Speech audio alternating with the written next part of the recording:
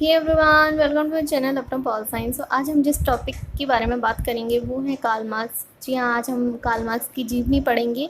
Karl Marx कौन थे, उनकी रचनाएं क्या थी। सो चलिए वीडियो स्टार्ट करते हैं। आधुनिक समाजवादी विचारक कार्ल मार्क्स का जन्म जर्मनी के ट्रिबिच नगर में 5 मई 1818 को हुआ था।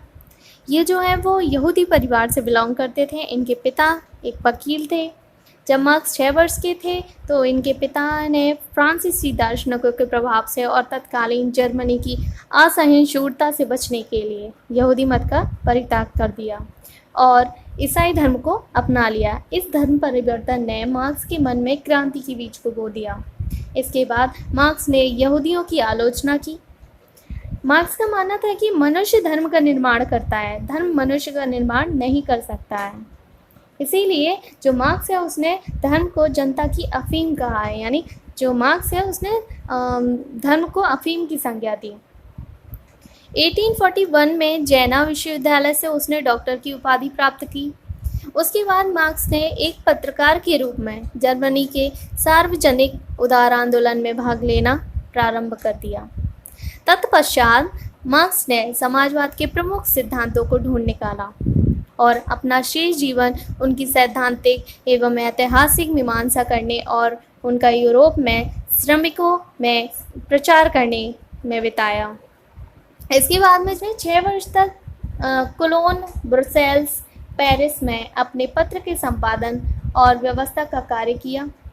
पेरिस और ब्रुसेल्स में मार्क्स कई समाजवादियों और सुधारवादियों से मिला। उन्हीं में से एक थे फ्रेडरिक एंजल्स।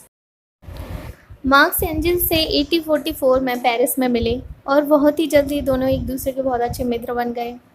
एंजल्स जो है वो उनकी फाइनेंशियल जो कंडीशन थी वो मार्क्स से अच्छी थी, इसीलिए एंजल्स ने मार्क्स की आर्थिक कठिनाइयों का सदैव समाधान किया, जिसके बिना वह ब्रिटिश म्यूजियम और पुस्तकालय में अध्ययन करके अपने अमर ग्रंथ दास कैपिटल के लिए सामग्री एकत्रित नहीं कर सकता था।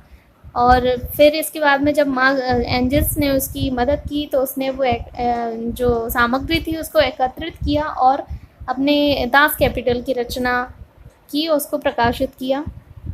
मार्क्स ने एंजल्स के ऋण को स्वीकार करते हुए अपने समाजवादी सिद्धांत को हमारा सिद्धांत, अवर थ्योरी की संज्ञा दी। उसने कल्पनात्मक, आलोचनात्मक, सामंतवादी, पुरोहितवादी और पूंजीवादी की भिन्न भिन्न शाखाओं की आलोचना कर वर्ग संघर्ष के संदर्भ में इतिहास की व्याख्या द्वारा क्रांति का नारा बुलंद किया और यूरोप में साम्यवादी दलों की को हिंसात्मक क्रांति के लिए प्रोत्साहित किया। 1849 में लंदन में जो है वो मार्क्स रहने लगे थे 1849 से, और उसके बाद में अपने जीवन के 34 वर्ष जो है वो वहीं पर उन्होंने बिताए। लंदन में रहकर ही ब्रिटिश म्यूजियम के अनेक ग्रंथों का गहन अनुशीलन कर उसने दास कैपिटल के 3 खंडों और अतिरिक्त मूल के इतिहास के 3 खंडों की रचना की। समाजवाद पर कार्य करते हुए लंदन में मार्क्स की 1883 में मृत्यु हो गई। मार्क्स ने अपने जीवन काल में कई ग्रंथों की रचना की, जिसमें कि प्रमुख जो ग्रंथ है वो है द पॉवर्टी ऑफ फिलॉसफी, जो कि पब्लिश हुई थी 1847 में। दूसरी है द कम्युनिस्ट मैनिफेस्टो, जो कि 1848 में पब्लिश हुई थी। फिर आती है वैल्यू प्राइज एंड प्रॉफिट, जो कि पब्लिश हुई थी 1865 में। फिर दास कैपिटल, जो पब्लिश हुई थी 1867 में। And the civil war in France 1870 से लेकर 1871 तक।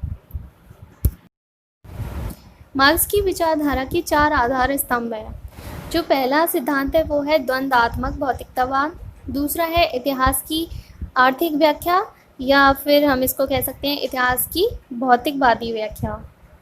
तीसरा जो सिद्धांत है वो है वर्ग संघर्ष का सिद्धांत, और चौथा जो सिद्धांत है वो है अतिरिक्त मूल का सिद्धांत। मार्क्स के इन सिद्धांतों की नेक्स्ट वीडियो में हम डीपली स्टडी करेंगे। सो मिलते हैं नेक्स्ट वीडियो में।